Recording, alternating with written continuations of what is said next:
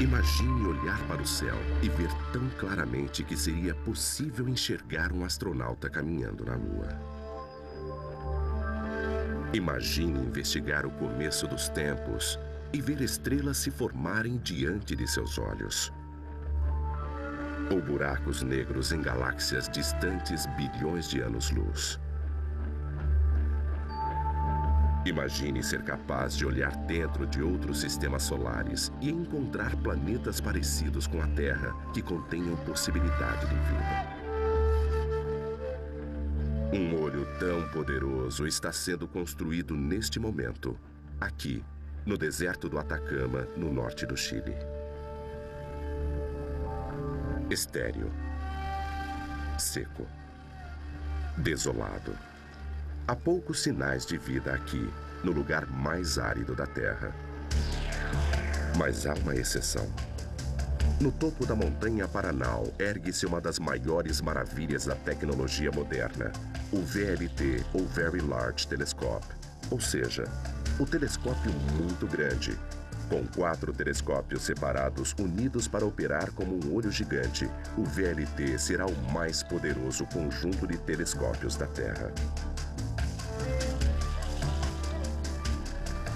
Construir essa enorme estrutura é uma tarefa hercúlea. Quando estiver totalmente em operação no ano de 2005, terá exigido os esforços coordenados de mais de 200 cientistas e engenheiros. Terá custado quase $500 bilhão e terá levado quase 20 anos desde sua concepção até sua conclusão. A mais poderosa ferramenta para desvendar os maiores segredos do cosmos. E será nossa janela para o universo. Paranal.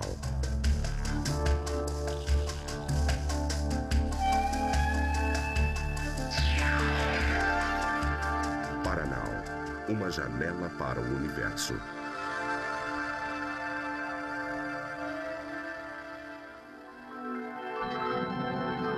Desde tempos imemoriais vimos olhando para os céus, imaginando de onde viemos e como nosso mundo começou. Civilizações antigas que estudaram os céus milhares de anos atrás construíram observatórios para seguir o movimento das estrelas. Entretanto, não era possível observar o espaço em profundidade. Sem telescópios, nossos ancestrais, incluindo os antigos índios que viveram no deserto do Atacama, no Chile, tinham uma visão diferente do cosmos. Seus céus, antes tranquilos, estáticos, foram substituídos por um universo dinâmico e violento, estendendo-se por mais de 10 bilhões de anos-luz. Modernos telescópios terrestres como Keck no Havaí e aqueles em órbita no espaço como Hubble estenderam os limites de nossa galáxia ao inimaginável. Esses telescópios nos trazem formações de estrelas energéticas e as explosões cósmicas de supernovas. Eles nos mostraram buracos negros 3 bilhões de vezes mais volumosos do que o Sol e capturaram luz do limite extremo do nosso universo. Mas apesar das descobertas espantosas que esses telescópios fizeram, as perguntas que atormentavam nossos ancestrais por milhares de anos ainda permanecem. De onde viemos? Como tudo começou? É a fascinação da astronomia, naturalmente, a curiosidade de saber como o universo começou, como evoluiu, como se transformou do Big Bang ao universo como conhecemos agora, que é uma das coisas mais interessantes e mais fascinantes da astronomia. Com o advento do VLT, estaremos mais próximos do que nunca das respostas a essas perguntas e da compreensão sobre as origens do nosso universo. Garching, Alemanha, sede da ESO, Observatório do Sul da Europa. Este foi o local de nascimento do VLT.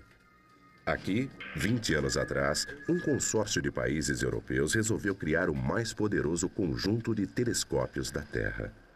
Os astrônomos pensaram, e nós também, que poderíamos fazer um telescópio tão grande como os que os americanos fazem e competir com eles se uníssemos nossas forças.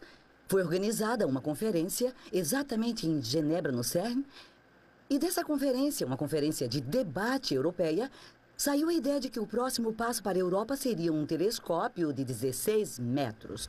9 nações europeias: Bélgica, Dinamarca, França, Itália, Alemanha, Suécia, Suíça, Portugal e a Holanda uniram suas forças para criar o VLT. Ele foi projetado não apenas com 4 telescópios que podem ser utilizados independentemente, como também juntos.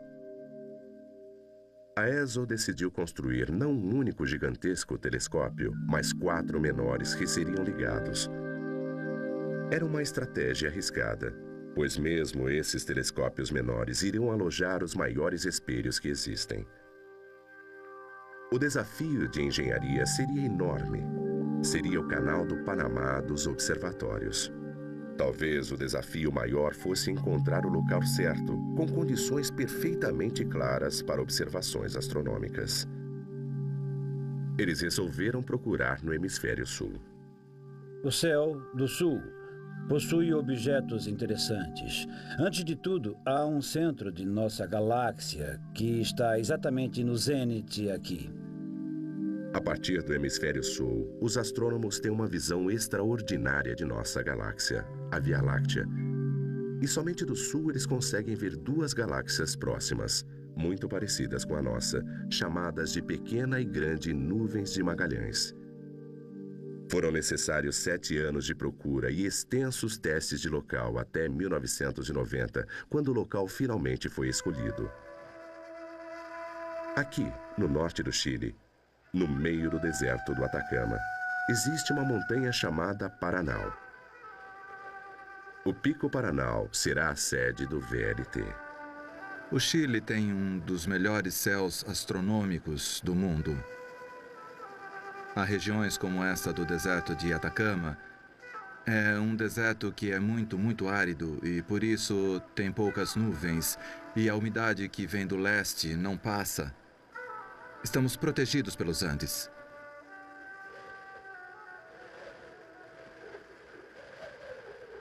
Auxiliado pela corrente Humboldt e protegido pela Cordilheira dos Andes, aqui em Paranal não há nuvens, incrivelmente 350 dias por ano. A corrente de Humboldt, que mantém o mar bastante frio, faz com que as nuvens se formem muito perto da superfície do mar. A uns 600 metros, mais ou menos, de altura.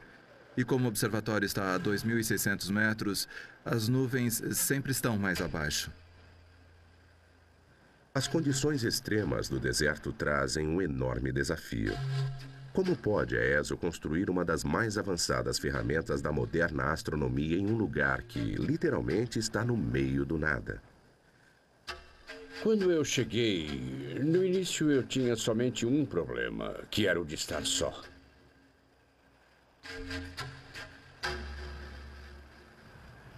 Depois chegaram as primeiras empresas para trabalhar aqui, mineiros, para trabalhar na montanha.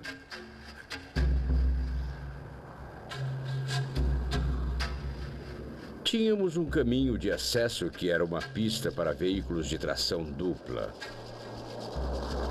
E a montanha era, entretanto, a Montanha Paranal, com seu pico de 2.644 metros. Jörg Eschwey tem a enorme tarefa de levar adiante a construção do VLT. Ele ainda se lembra de sua primeira visita. Quando eu cheguei, eu vi montanhas, deserto, oceano e nada mais. Enfrentando um desafio extraordinário, Eschwey teve uma grande ideia. Recrutou engenheiros chilenos das minas de cobre vizinhas. Eles tinham a habilidade e a experiência para lidar com essas condições duras. Para um engenheiro civil, isso era um desafio. E eu me coloquei por inteiro nesse trabalho. Eu trabalhei muitas horas. Porém, gosto de estar aqui em Paraná e ver o término desse projeto. Cada dia que trabalho aqui, para mim é um dia de satisfação profissional. É um projeto único e isso é o que é interessante aqui. A equipe de Ashway começa a construção dos telescópios. Estão a 170 quilômetros da cidade mais próxima. O maior desafio da construção é a parte logística, pois cada metro de fio, cada metro de placa, cada parafuso, cada prego, tudo tinha de ser trazido de fora aqui para Paraná por aquela estrada que vimos antes. Antes da construção poder começar, o topo da montanha de 2.600 metros precisa ser nivelado. Eles trazem centenas de quilos de dinamite para explodir o topo do Paraná. Nosso primeiro trabalho era rebaixar um morro. Criar uma plataforma para construir os telescópios.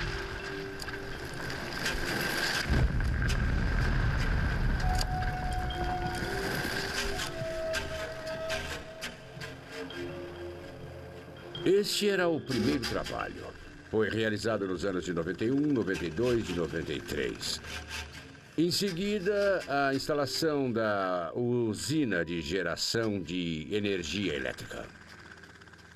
490 mil metros cúbicos de pedra, suficientes para encher 2 vezes o Coliseu Romano, foram explodidas e retiradas do pico. Com a plataforma nivelada, os engenheiros começaram a construção dos alicerces que iriam receber os 4 telescópios.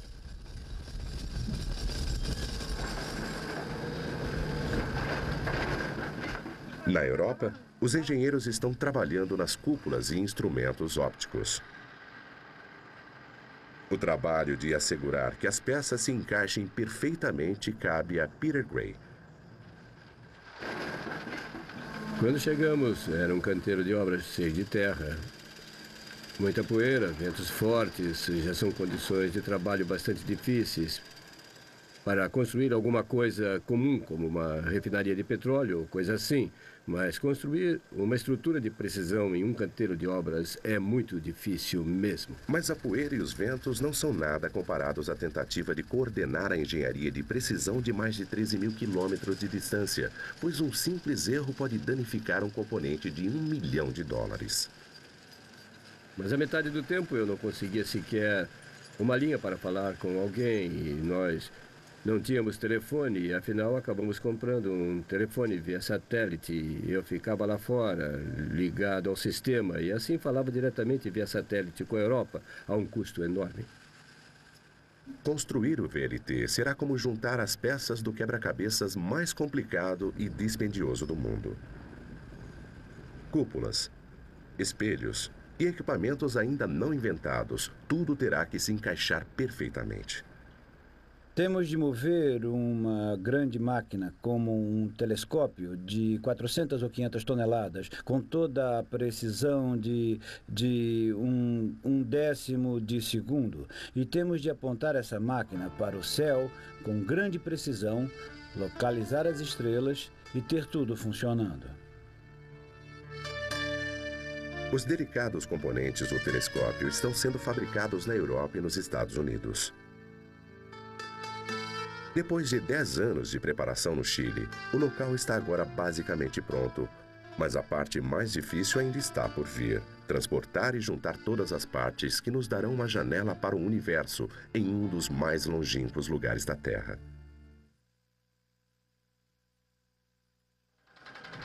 Enquanto a construção das cúpulas continuava no Chile, os gigantescos espelhos estavam sendo preparados perto de Meissen, na Alemanha. Eles são o coração do maior telescópio do mundo. Com quase 10 metros de diâmetro, pesando mais de 20 toneladas, eles são as maiores e mais perfeitas peças de vidro já criadas. Para dar forma ao espelho, 45 toneladas de vidro cerâmico derretido são derramadas em um molde rotativo. É a rotação desse molde que vai criar a curvatura precisa. Em seguida, ele é colocado em uma fornalha especial onde vagarosamente durante 3 meses é resfriado até a temperatura ambiente. Durante outros 9 meses, um lento processo de esmerilhação modela e dá acabamento a esse espelho de 22 toneladas. Em seguida, é na oficina da Arrosk, perto de Paris, que o espelho passa por um polimento meticuloso. Será preciso mais de 1 ano para polir esses 50 metros quadrados até a perfeição. E quando pronto, o espelho estará tão liso, tão preciso, que se ampliado ao tamanho de Paris, a mais alta colina teria apenas 1 milímetro de altura. E há ainda outra característica singular. Um espelho clássico teria uma proporção entre seu tamanho e sua espessura que em nossos espelhos teria de ter mais de 1 metro de espessura, quando tem apenas 11 centímetros. Os espelhos primários do VLT funcionarão como enormes lentes de contato. Sendo finos e flexíveis, cada espelho poderá se curvar para manter o foco perfeito. É um avanço em projeto de telescópio chamado de óptica ativa. Com o auxílio de mais de 150 pistões motorizados em sua parte inferior, o espelho se tornará ajustável. Sua flexibilidade permitirá que ele mantenha o foco perfeito em qualquer objeto celeste. O espelho primário do telescópio é muito fino e pode mudar a sua forma. E através da ótica ativa, o que se consegue fazer é que o espelho mantenha sua forma ideal em qualquer direção para onde o telescópio esteja apontando. Para preservar os finos espelhos de condições adversas, os engenheiros da ESO projetaram cúpulas de proteção. Hoje eles estão fazendo testes em túneis de vento em formas singulares que deverão proteger o telescópio de rajadas de ventos gelados de 170 km por hora. As cúpulas são apenas uma peça desse intrincado quebra-cabeças. O que acontece é que nós temos uma equipe e temos aqui mais de 400 pessoas. Precisamos ter condições de nos comunicar com eles. Temos de dividir o projeto em pedaços e nos assegurarmos de que as diferentes peças se encaixem. O último dos 4 gigantescos espelhos foi polido à perfeição. Se tudo correr bem, logo irá se juntar aos outros no alto da montanha Paraná.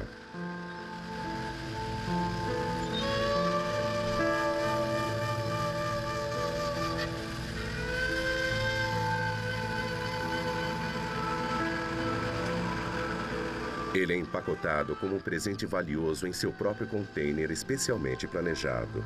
O espelho demorará várias semanas a jornada de Paris até Roterdã, continuando até Antofagasta, na costa do Chile, no Pacífico.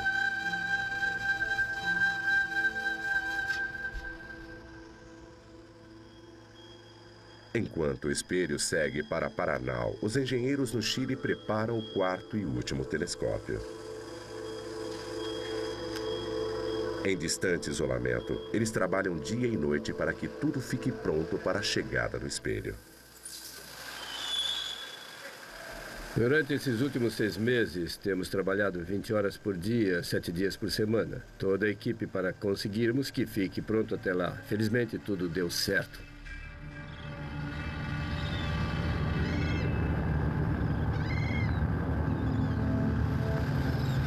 Enquanto o cargueiro cruza o notoriamente difícil Oceano Atlântico, o capitão Buckner precisa cuidadosamente evitar tempestades, ventos e ondas que podem destruir o frágil espelho em um instante.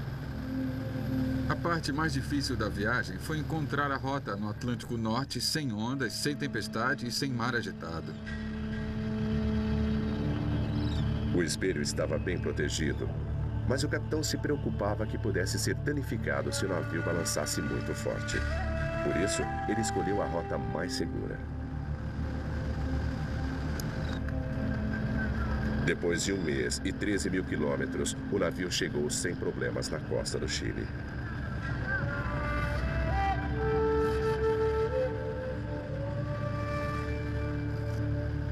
O carregamento precisa ser feito muito, muito devagar e com muito cuidado, como uma carga pesada. Por isso, nós manejamos esse espelho como uma carga pesada, apesar dele não ser tão pesado para nós. Temos 2 guindastes com capacidade para levantar 150 toneladas. O espelho tem apenas 42 toneladas.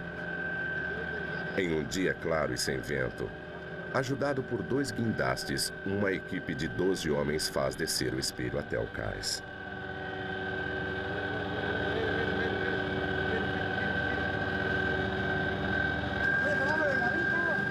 O movimento em falso e 3 anos de trabalho estariam perdidos.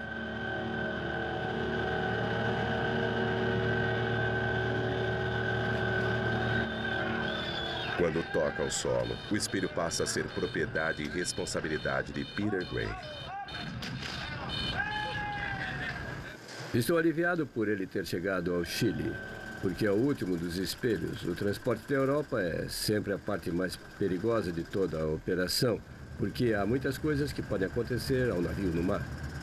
O espelho foi cuidadosamente carregado num caminhão especial. Ele vai enfrentar uma árdua jornada de 170 quilômetros até a montanha de Paranal, no deserto.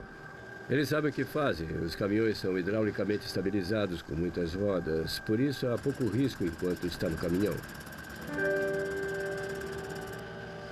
O próximo processo é simplesmente um transporte muito lento por estrada para Paranal. O caminhão se move a passo de lesma, não mais do que 5 quilômetros por hora. Uma escolta da polícia e um séquito de técnicos guiam o espelho em sua viagem. Uma equipe de reparo vai nivelando a estrada à frente.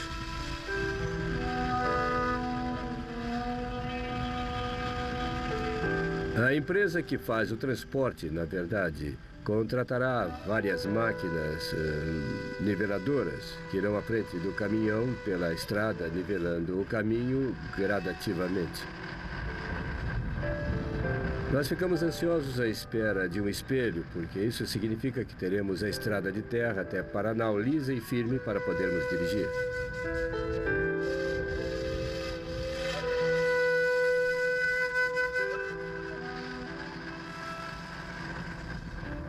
Depois de 2 dias, o espelho finalmente chega à base da montanha, a 3 quilômetros do topo. Enquanto ficar temporariamente guardado neste hangar, irá receber uma fina camada de alumínio reflexivo.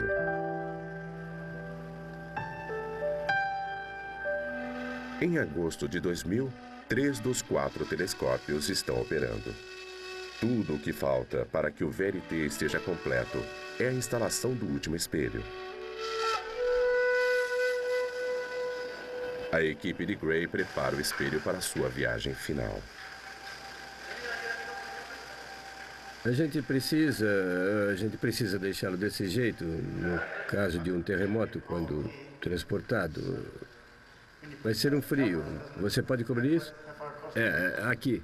Cobrir isso aqui. É uma grande noite para Peter Gray. Um grande marco nos 20 anos de história do VLT. Por causa do local? Não, por causa do... Na verdade, o que estamos fazendo nesse momento é a parte mais difícil da coisa toda. É só pegar, colocar essa capa da parte de cima, temos que desenrolá-la. E se ela tocar a superfície do espelho, poderá fazer uma pequena marca. Mais uma vez. Vamos lá. 1, 2, 3.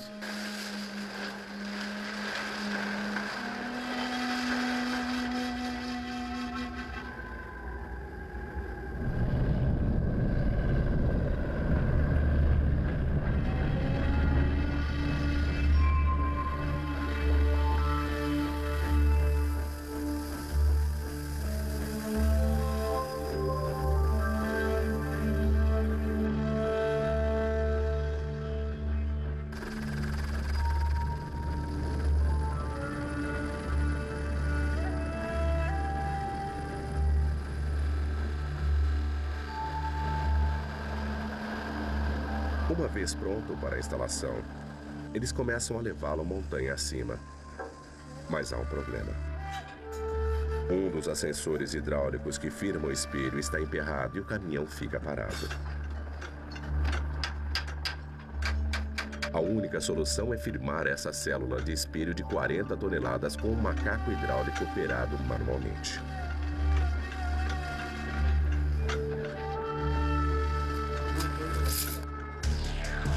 Quando está finalmente nivelado, o caminhão inicia novamente sua lenta subida pela montanha. Levará mais de 1 hora para fazer essa viagem final de 3 quilômetros. Peter Gray está preocupado que a transmissão do caminhão quebre ou que os freios falhem. Mas até agora, ele só tenta manter a viagem o mais tranquila possível. Não há margem para erros. Descobrimos que há uma certa frequência natural de balanço para todo o reboque e a uma determinada velocidade. As pequenas oscilações da estrada agravam isso. Com os ventos da montanha se aproximando dos 100 km por hora, Peter Gray teme que a capa de proteção possa se soltar.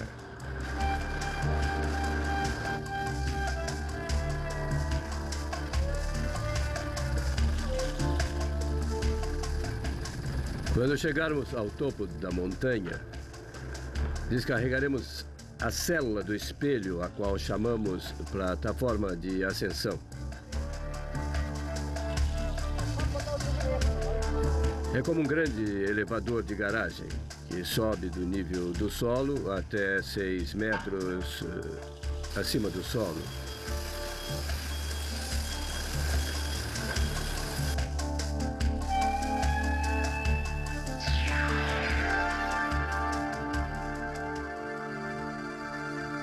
Então entra por uma porta até ficar ao lado do telescópio.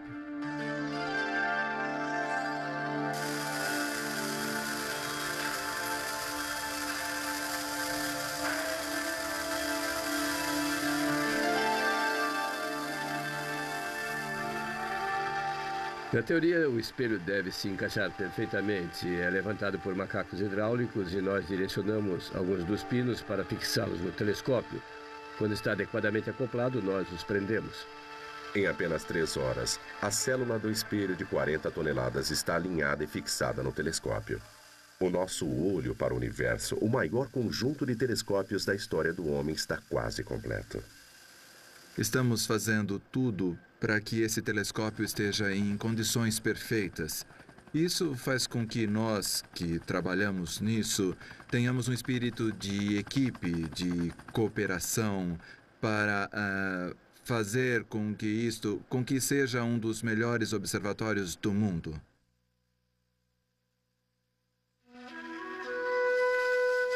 Montanha Paranal, onde os ventos do inverno sopram a mais de 170 km por hora. As condições climáticas são sempre as mesmas, sempre ensolarado, céu azul, mas o vento pode vir e estamos sempre com frio. Não há muitos lugares quentes para se trabalhar. Além do rigor do tempo, o VLT precisa também sobreviver aos fortes terremotos que abalam essa região do mundo. Os domos e os telescópios precisam se mover com precisão, em harmonia, para localizar uma estrela durante a noite toda, todas as noites do ano. A cúpula faz parte, em um certo sentido, do próprio telescópio. Então, o telescópio não se move no interior da cúpula, mas simplesmente em uma direção bem definida, que é o telescópio está montado em um recipiente que pode girar.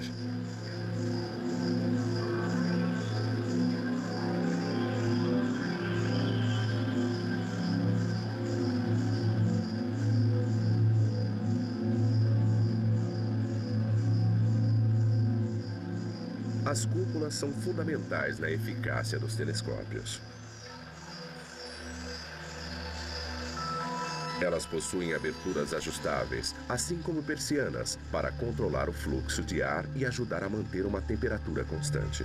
Com esse tipo de cúpula, podemos deixar o vento entrar no telescópio e limpar o espelho de todas as bolhas de ar quente que podem se formar sobre o espelho e que são a causa da perda de nitidez das imagens quando passam pela atmosfera.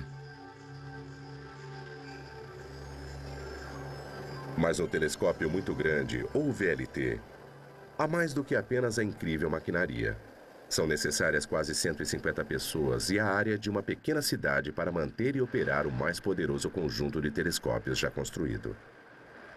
Estamos no meio do nada, assim, a única forma de trazer todos os nossos víveres e Tudo o que precisamos é por caminhão. Assim, trazemos tudo, todo o combustível para os geradores, toda a água, todos os alimentos. No começo, pensei que estava louca. A primeira impressão que tive foi de que estava louca. Eu não sei como uma pessoa pode fazer algo assim. Depois fiquei um pouco assustada. Porque o projeto é um projeto enorme. Tudo é enorme neste projeto. Temos o maior telescópio. Os tanques de água são enormes. Tudo era tão grande que me assustei um pouco. Mas o projeto era um desafio.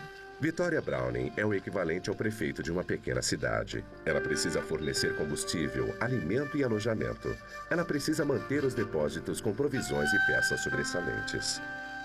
Bem fora a logística, que tem a ver com a situação do local, há o problema do próprio pessoal, ou seja, criar-se um ambiente que faça com que as pessoas estejam dispostas a trabalhar, que estejam satisfeitas sobre todos os aspectos básicos, que é onde dormem, onde comem e quando dormem e quando comem, ou seja, todos esses aspectos que são detalhes, mas que fazem uma pessoa se sentir feliz.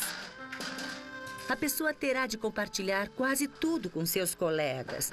Vai tomar o café da manhã, almoçar com eles, vai jantar com eles, depois irá ao cinema. Temos uma sala de projeções pequena, irá ao cinema com as mesmas pessoas. É preciso que sejam pessoas com capacidade de adaptação muito integradas. Manter as instalações de habitação e os telescópios funcionando 24 horas por dia exige uma enorme quantidade de energia elétrica, toda ela gerada no próprio local. Aqui embaixo é o setor técnico.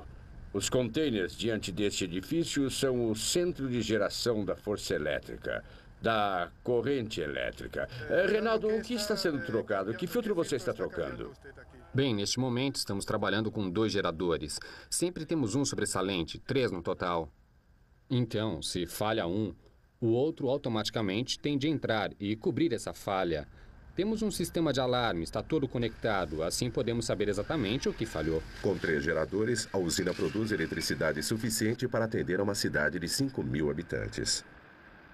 Energia suficiente para alimentar os motores, os equipamentos de refrigeração e os poderosos computadores que operam os 4 telescópios.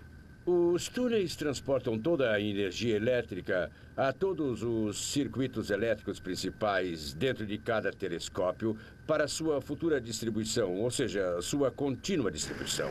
Esses túneis têm o propósito de transportar dutos de líquido frio que se usa para o ar-condicionado nas cúpulas dos telescópios, desde a sala de máquinas da usina, no edifício de controle, até os diferentes telescópios.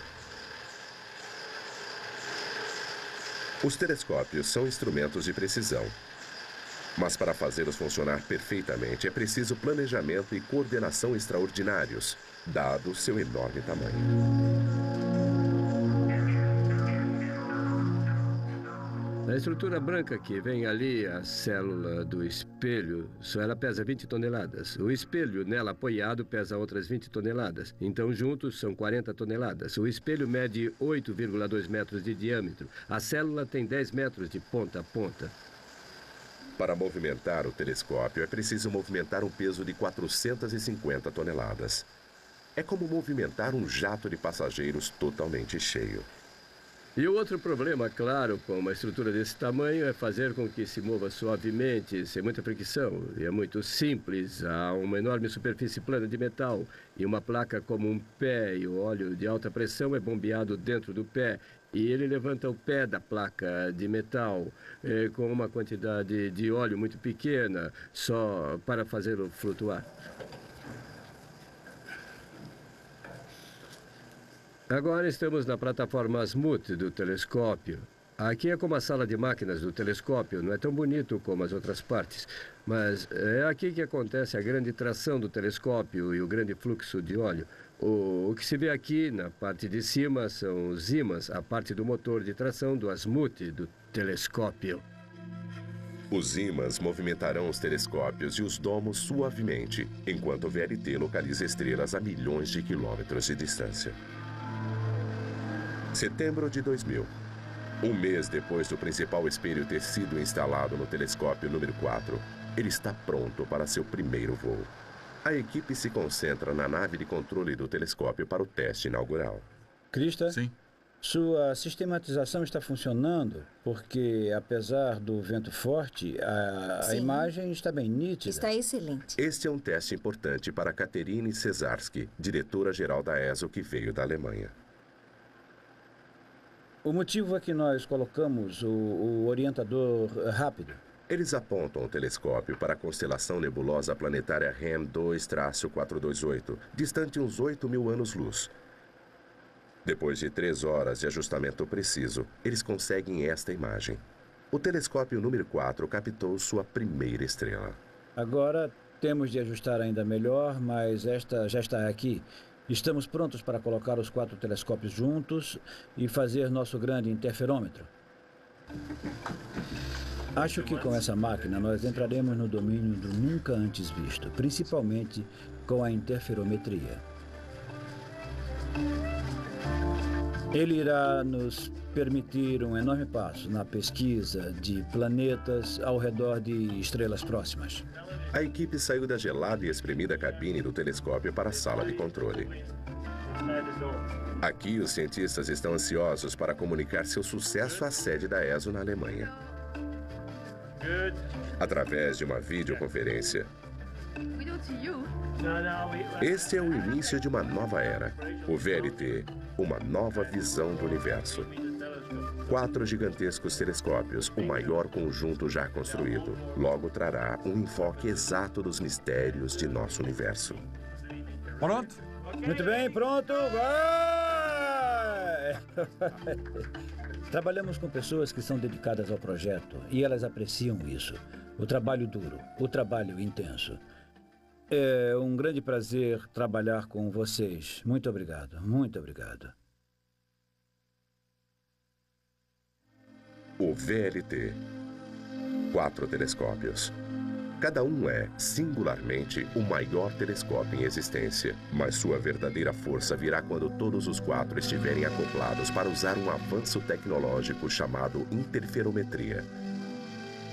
Com a interferometria, a luz captada dos 4 telescópios em separado é encaminhada a um local, criando o equivalente a um único e gigantesco telescópio óptico com uma resolução maior do que a de qualquer outro já construído.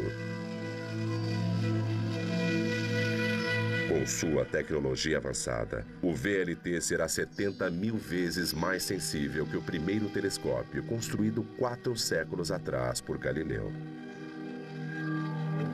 O VLT levará os astrônomos aos confins do universo visível e os ajudará a detectar planetas específicos girando ao redor de estrelas diferentes. Em interferometria, o que se faz é interferir na luz, aproveitando a natureza ondulante da luz, que provoca a interferência um pouco como o que acontece quando jogamos 2 pedras em um lago e as ondas interferem entre si, criando áreas de picos ou de vales. Somente em 2005 será possível colocar em funcionamento os complicados hardwares e softwares que irão unir os 4 telescópios, mas os cientistas já estão clamando pelo uso do VLT. O astrônomo chileno Luiz Barreira foi selecionado para estudar tênues objetos celestes perto de Netuno. Como astrônomo chileno, uma das coisas mais importantes é que o céu que temos neste lugar é espetacular. É uma janela que temos para o universo. Com certeza, porque é uma coisa bem diferente. Com o tempo do telescópio sendo disputado, ele é um dos felizes pretendentes a estudar em Paraná. Aqui temos de postular, como qualquer astrônomo, certo? E somos selecionados junto com os projetos para poder trabalhar aqui. O tempo de observação para ficar em Paraná depende do escopo e do peso do projeto. Outros astrônomos estão aqui para estudar uma série de fenômenos, desde a formação de estrelas e planetas até o Big Bang. Eles esperam que o VLT venha a revolucionar nossa visão do cosmos, exatamente como os telescópios anteriores fizeram uma geração atrás.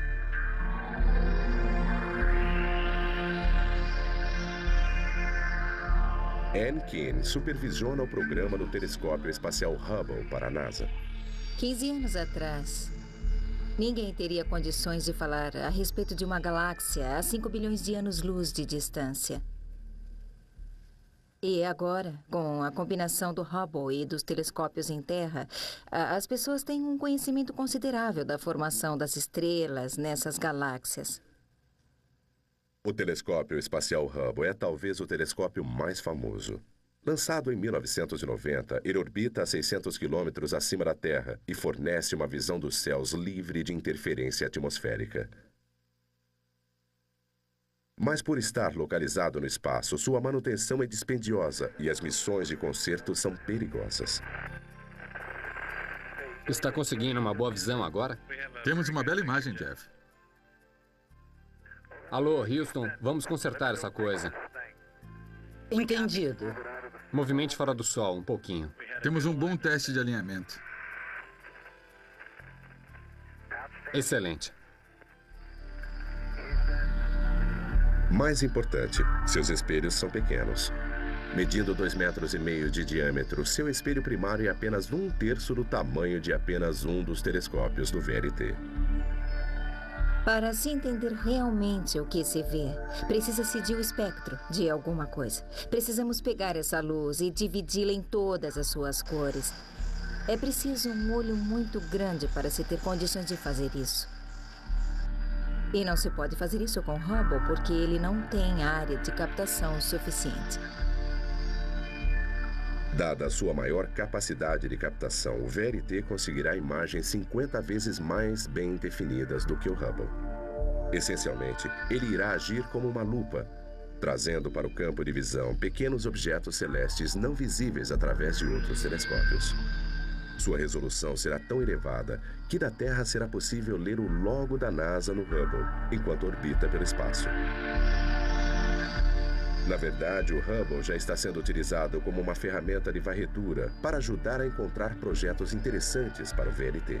Acho que haverá muita cooperação científica entre o VLT e o Hubble, quando se poderá fazer a imagem exploratória pelo Hubble e, então, fazer a análise mais profunda e astrofísica com o VLT.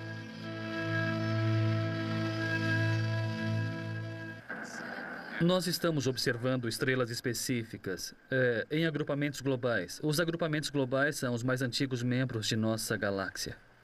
Giampaolo Piotto é um astrônomo da Itália. Utilizando o Hubble, ele detectou algumas estrelas incomuns. Mas para um olhar mais de perto, ele prefere utilizar o VLT. Sim, sim. É essa aí. Sim, tem razão. Sim. Neste caso, em especial, de fato, o telescópio espacial Hubble foi realmente importante, porque esse projeto começou com o telescópio espacial Hubble. Essas estrelas anômalas que estamos estudando com o VLT foram encontradas assim, e agora estamos apontando o VLT para essas estrelas e conseguimos ver seu espectro. O que se pretende é encontrar uma resposta à origem desse tipo de estrelas que são mais azuis que o habitual, para cuja existência a atual teoria da evolução estelar ainda não encontrou nenhuma resposta. Neste caso em particular da interferometria do VLT, é possível conseguir resoluções da ordem de 2 metros à distância da Lua. Seria possível ver o que os astronautas da Apollo deixaram na Lua. Os astrônomos irão até os limites do VLT. E o VLT levará os astrônomos a lugares que nunca viram antes.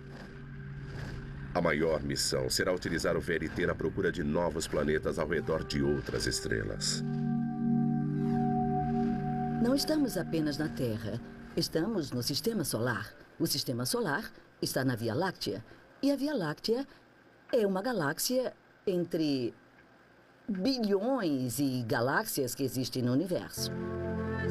O poder e a promessa desse conjunto gigantesco de telescópios colocou a ESO e a astronomia europeia na vanguarda da pesquisa do espaço sideral. Em 2005, a interferometria será posta online e todo o potencial do VLT virá a conhecimento. O VLT será tão poderoso Que astrônomos da Terra terão condições de ver um astronauta caminhando na Lua.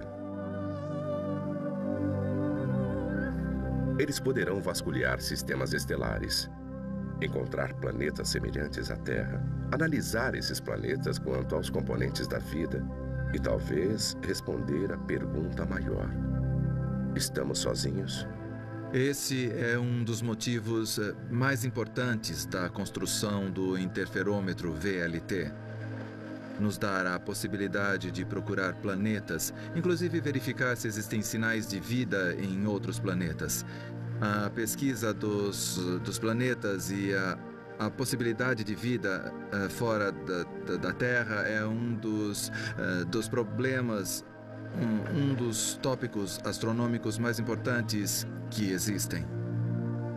A possibilidade de vida em outros planetas é apenas um dos mistérios que os astrônomos esperam desvendar utilizando o VLT. Uma maravilha da engenharia construída num dos mais inóspitos lugares da Terra, observando o espaço mais profundamente que nunca e descobrindo respostas que nos iludem desde o começo dos tempos. O VLT, uma janela para o universo.